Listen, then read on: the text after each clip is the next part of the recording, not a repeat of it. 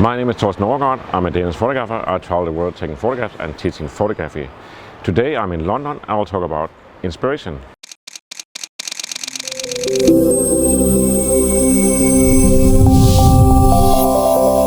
Before I get into it, below the video there is links to free downloads. There is a book I wrote about iconic photographs and iconic photographers. It's free today. Normally it's $38. You put in your email and you click send and you have it in a few minutes. There's also presets I made for the Leica style in black and white and color for Leica cameras and any other cameras. Also normally $48. Today you just click on the link and put in your email and you have it in a few minutes. Sometimes you have a camera at home and maybe you don't use it as much as you would like to. You kind of lack inspiration. And what is that? Well, it's basically an impulse to use it for something. One way to get inspiration is to do something unusual.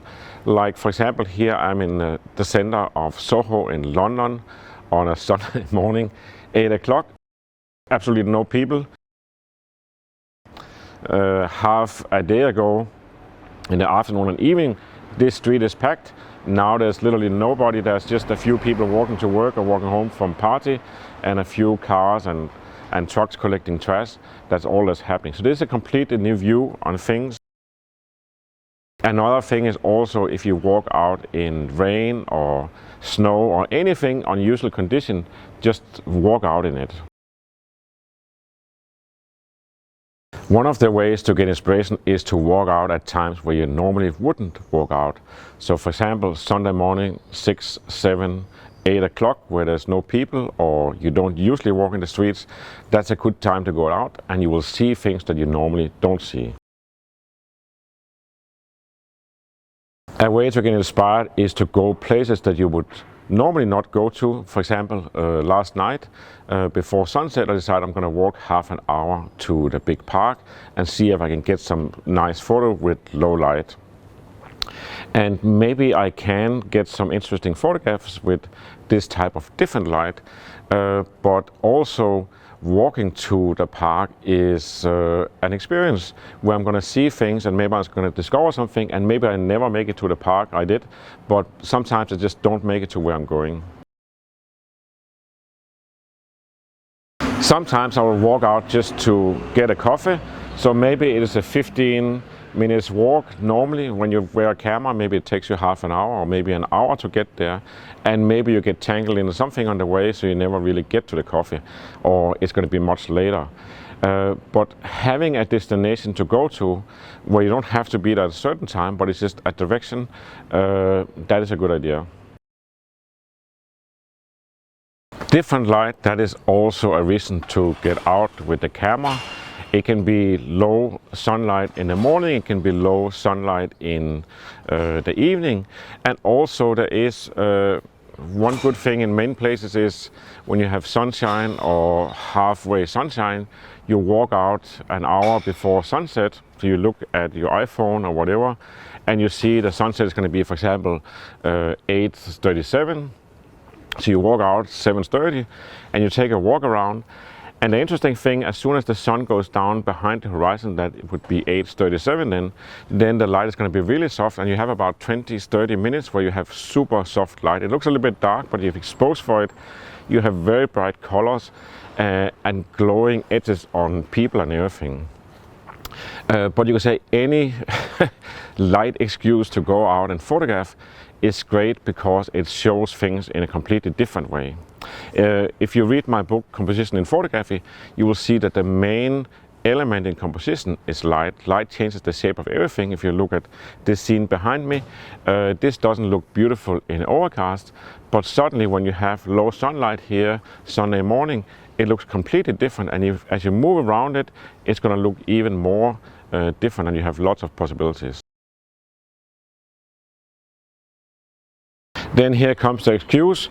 You can always buy new equipment and you want to go out and see how does it work.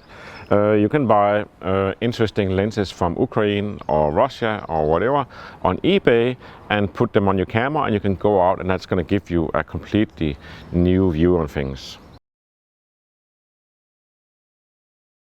One thing that works no matter day or night for inspiration is you go empty places. So it's very normally that you go to a market or you think you should go out in the city when a lot of stuff is happening, but that's actually not true. When you go empty places, that gives time to look at things and make your photographs, and you can look at them and review them, you can do them again.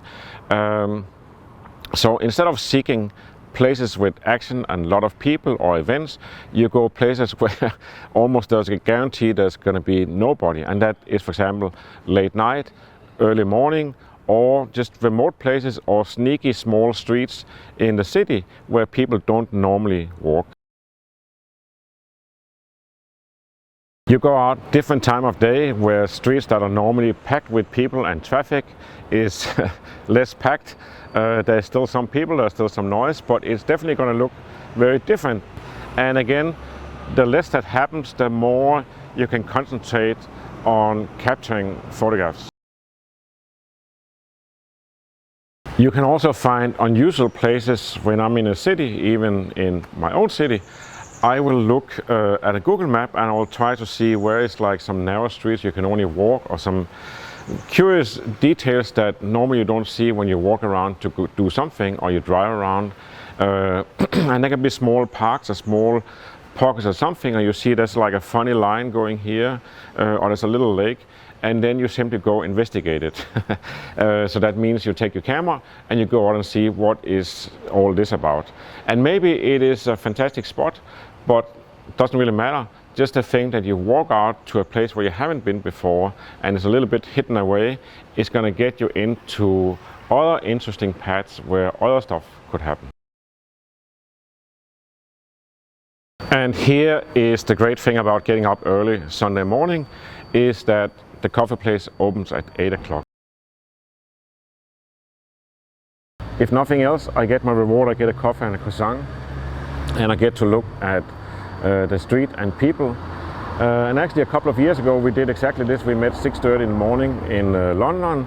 We were like 30 people or 35 people, and we walked around for a couple of hours, and we ended exactly here and got our coffee. So now I kind of did it, but on myself and with you, you following on a video camera.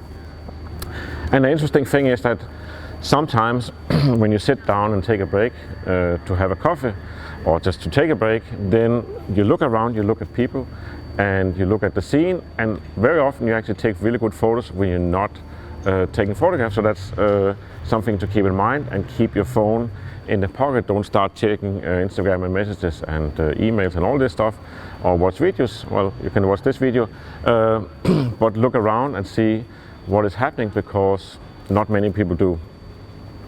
That's all I had to say today. Thank you for watching, and remember to always wear a camera, and of course remember there's free downloads below the video.